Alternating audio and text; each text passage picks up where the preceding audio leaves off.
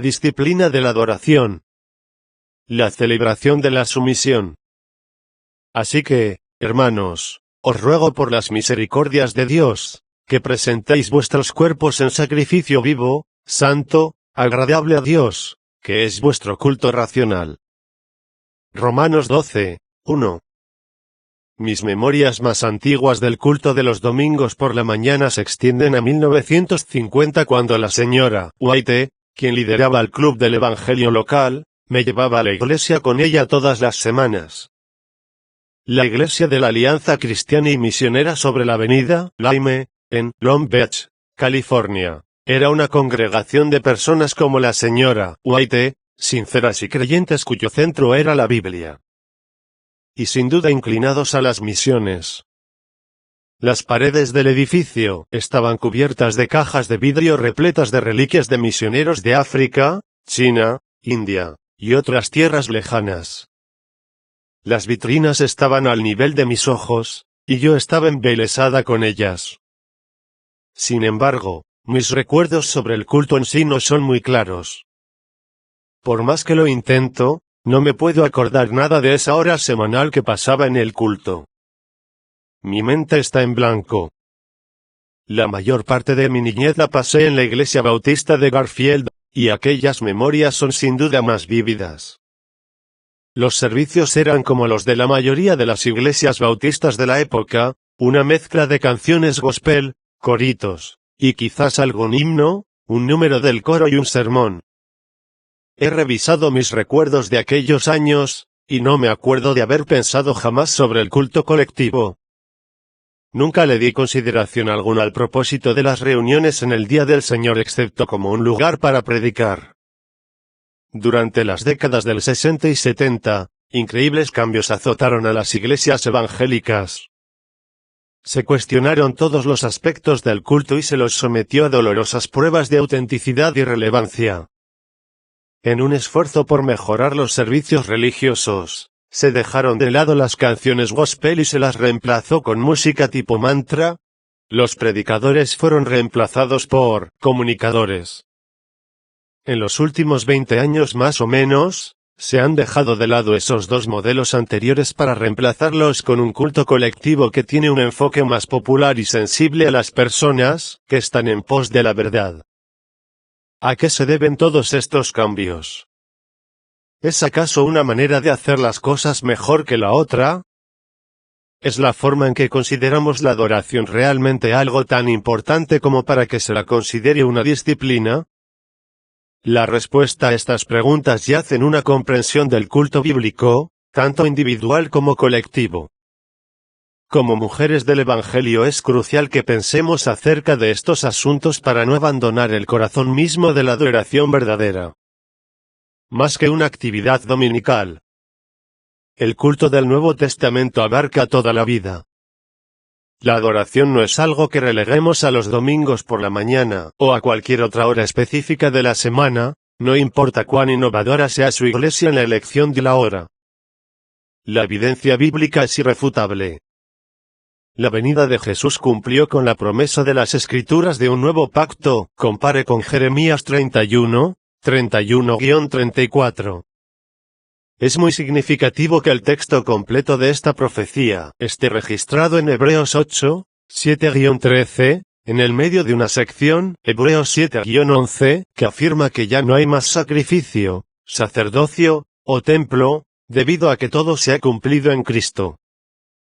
El lenguaje de adoración del Antiguo Testamento se cambia en el Nuevo Testamento de modo que el culto sea más amplio, abarcando la vida entera. Ya no existen momentos sagrados o lugares sagrados. Lo que quiero decir con esto es que no necesitamos ir al templo, el lugar santo, para adorar a Dios. Bajo el nuevo pacto, los cristianos deben adorar a Dios todo el tiempo. Ese es esencialmente el mensaje de este libro, adorar a Dios por medio de la reverente sumisión de todos los aspectos de nuestra vida. El culto colectivo, lo que hacemos los domingos por la mañana, es simplemente una expresión particular de la vida de adoración continua. La mejor expresión de la visión amplia de la adoración se encuentra en Romanos 1, 2, por lo tanto, amados hermanos, les ruego que entreguen su cuerpo a Dios por todo lo que Él ha hecho a favor de ustedes. Que sea un sacrificio vivo y santo, la clase de sacrificio que a Él le agrada. Esa es la verdadera forma de adorarlo. Nueva traducción viviente, el recordar los rituales de sacrificio de adoración del Antiguo Testamento nos ayuda a entender el significado de este versículo. Cada vez que confieso mi dependencia y someto mi vida a la voluntad de Dios en un área en particular, estoy adorando a Dios, tanto como cualquier israelita sincero que ofrece un cordero en obediencia al plan de Dios.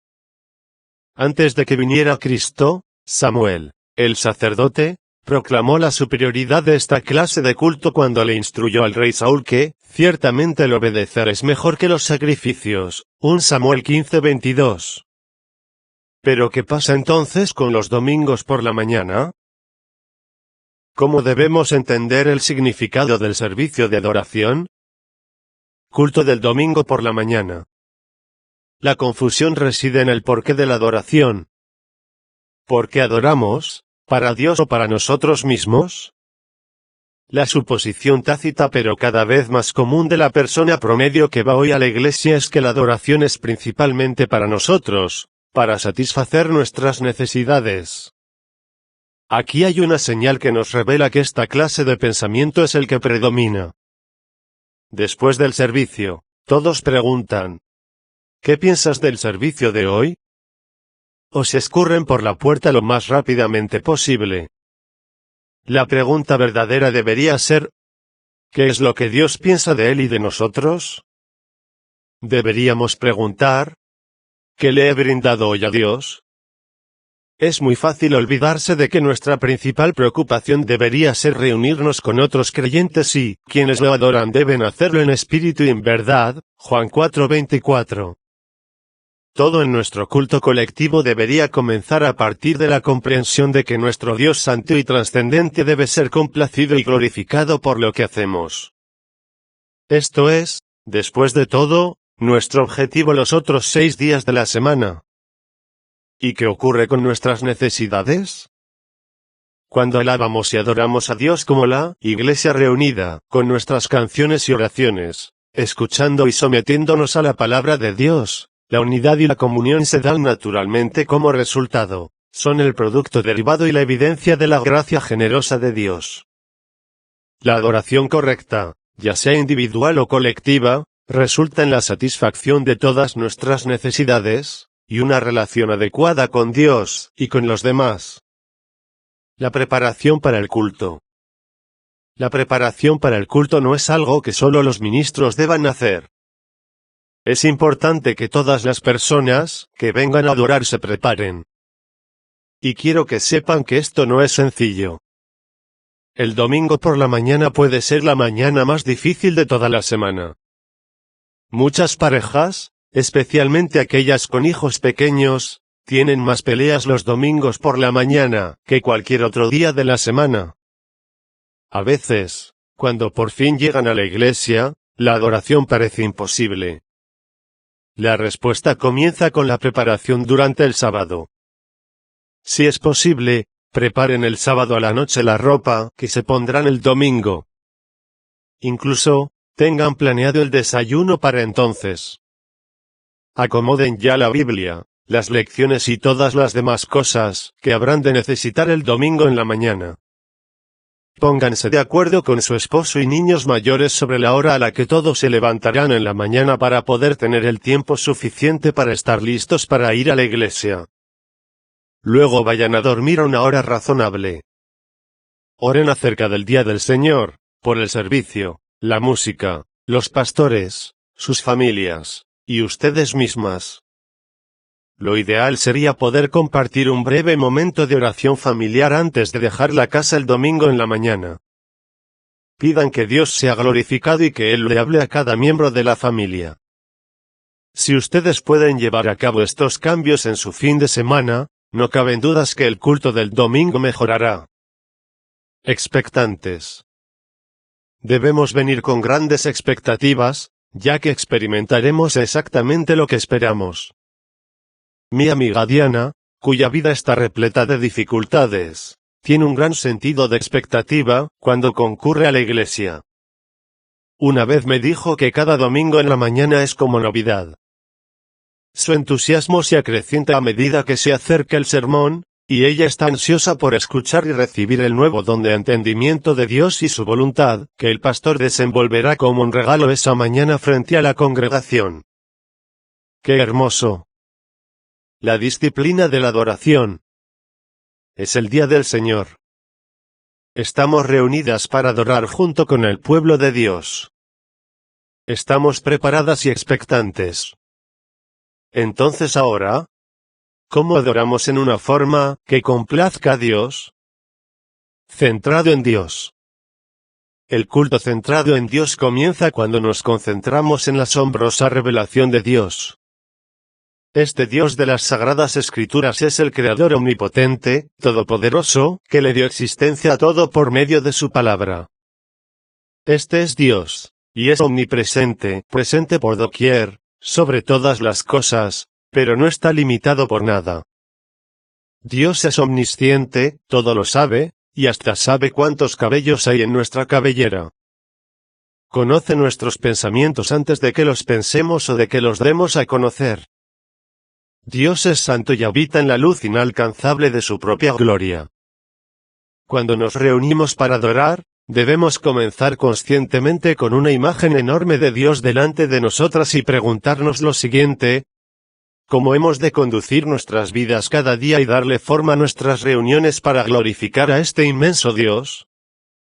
Esto es de muchísima importancia para esta generación presente, porque el mantener esta visión bíblica de Dios en nuestra mente cuando adoramos, nos ayudará a evitar toda idolatría. No cometamos el error de pensar que no somos culpables de idolatría simplemente porque no nos postramos delante de ídolos. Cada vez que pensamos en Dios de una manera diferente a la manera en que lo describen las Escrituras, somos culpables de idolatría. Por cierto que la Iglesia debe estar sintonizada culturalmente y ser sensible. Mejor que lo sea. El predicador debería sostener la Biblia con una mano y el periódico con la otra. Los cristianos deben ser entendidos en los tiempos. Comparen 1 Crónicas 12:32. La Iglesia debe ser creativa y relevante, atrayente al corazón de hombres y mujeres, tanto a los salvos como a los incrédulos. Pero la verdadera adoración debe comenzar con Dios. Jesús nos dice en Juan 4:24 que, quienes lo adoran deben hacerlo en espíritu y en verdad. Adorar, en verdad, significa que debemos venir informadas por la revelación objetiva de la palabra de Dios sobre el magnífico Dios que servimos y los preceptos que Él ha pronunciado. En este sentido, nuestra adoración es gobernada por lo que sabemos y creemos sobre Dios. Cuanto más informadas estemos, mejor podremos adorar. Deberíamos estar familiarizadas con, y tomar en serio, pasajes tales como Génesis 1, Salmo 139, el libro de Job, Isaías 6 y 45, Juan 7, Juan 17, Romanos 1-3, Apocalipsis 19, y otros, para prepararnos para un culto centrado en Dios. Este conocimiento de Dios a través de su palabra debería elevar nuestras expectativas e infundirnos un temor sano y reverente. Como escribió Annie Dillard, por lo general, no encuentro que los cristianos, fuera de las catacumbas, sean demasiado sensibles a las condiciones. ¿Tiene alguno la más remota idea de qué clase de poder invocamos en forma tan despreocupada? O, como sospecho, nadie cree una palabra de lo que dicen. Es una locura que las mujeres usen sombreros de paja y sombreros de terciopelo en la iglesia. Todas deberíamos usar cascos protectores. Los encargados de acomodarnos en nuestros asientos deberían entregarnos chalecos salvavidas y luces de bengala. Ellos deberían amarrarnos a nuestros bancos. Porque el Dios durmiente puede despertar algún día y sentirse ofendido, o el Dios que se despierta puede sacarnos y llevarnos a un lugar del que nunca podremos regresar jamás. Además de adorar en verdad, adoramos en espíritu. Noten la E minúscula, que se refiere a nuestro espíritu humano, la persona interior. La verdadera adoración fluye de adentro para afuera. La adoración no es una actividad externa, sino que necesariamente es primero interior. Jesús les advirtió a los hipócritas usando las palabras de Isaías: «Este pueblo me honra con sus labios, pero su corazón está lejos de mí. Su adoración es una farsa». Marcos 7, 6-7, citando Isaías 29, 13 versión Nueva Traducción Viviente. La verdadera adoración brota desde adentro de nuestro espíritu, de los afectos espontáneos del corazón, tal como lo hizo desde el corazón de David, cuando él escribió el Salmo 130, «Anhelo al Señor más que los centinelas el amanecer, sí, más de lo que los centinelas anhelan el amanecer». Versículo 6. Centrado en Cristo. El Nuevo Testamento nos revela a un Dios más grande que el que vemos en el Antiguo Testamento, pero nos da una mayor revelación de Dios. De modo que podríamos decir que Jesucristo explica a Dios. Juan 1, 1, 18. Hace que el Dios invisible sea visible, Dios en la carne. La enseñanza de Colosenses 1:15-18 proporciona una revelación alucinante de Dios en Cristo. Lo vemos a Él como Creador, porque, por medio de Él, Dios creó todo lo que existe en los lugares celestiales y en la tierra. Hizo las cosas que podemos ver y las que no podemos ver, tales como tronos, reinos, gobernantes y autoridades del mundo invisible. Todo fue creado por medio de Él y para Él. Versículo 16. El que nos sostiene, Él ya existía antes de todas las cosas, y mantiene unida toda la creación. Versículo 17. Objetivo: todo fue creado para Él. Versículo 16. Esta es una afirmación sorprendente sobre Jesucristo. Nos dice que Él es tanto el punto de partida del universo como su culminación. Él es el principio, y Él es el final, Alfa y Omega. Todo en la creación, historia, y realidad espiritual es para Él y se moviliza hacia Él. Y no solo eso, sino que esta declaración revela que Jesús es el Redentor, pues a Dios, en toda su plenitud, le agradó vivir en Cristo, y por medio de Él, Dios reconcilió consigo todas las cosas. Hizo la paz con todo lo que existe en el cielo y en la tierra, por medio de la sangre de Cristo en la cruz.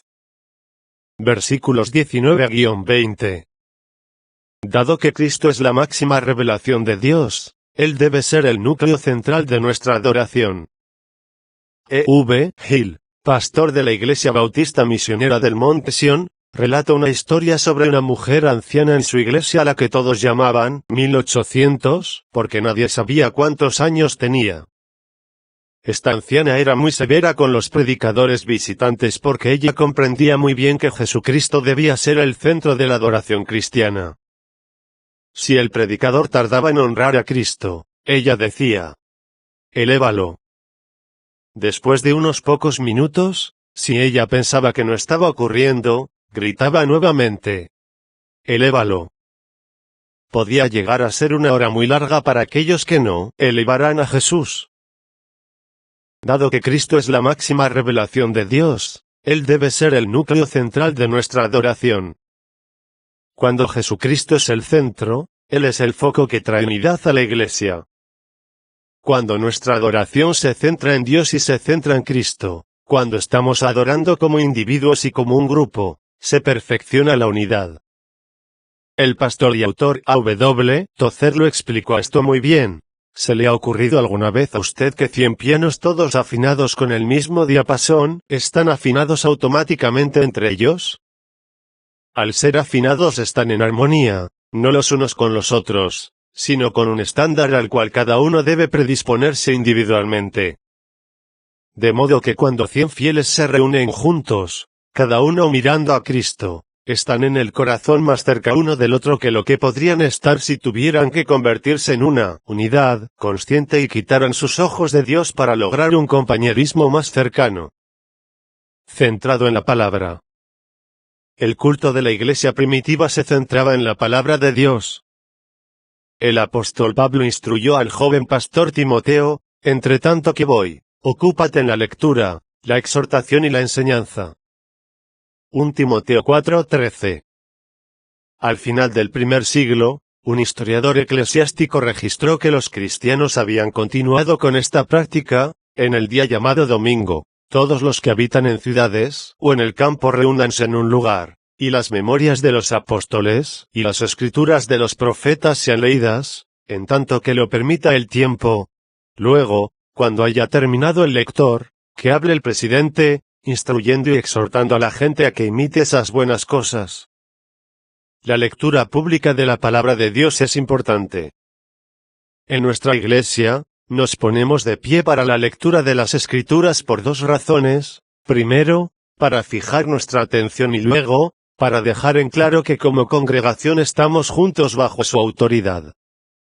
Cuando Jesús fue tentado en el desierto, al citar las palabras de Moisés en respuesta a la tentación de Satanás nos demostró que las Escrituras son nuestra vida misma. Escrito está, no solo de pan vivirá el hombre, sino de toda palabra que sale de la boca de Dios. Mateo 4:4.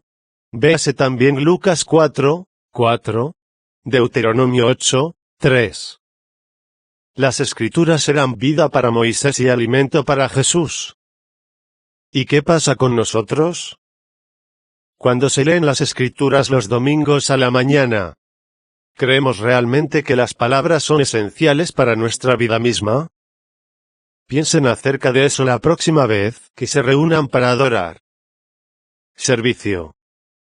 Recordar que lo que estamos haciendo cuando nos reunimos los domingos por la mañana para adorar es solo una extensión de lo que ha estado ocurriendo en nuestra vida durante toda la semana, requiere disciplina.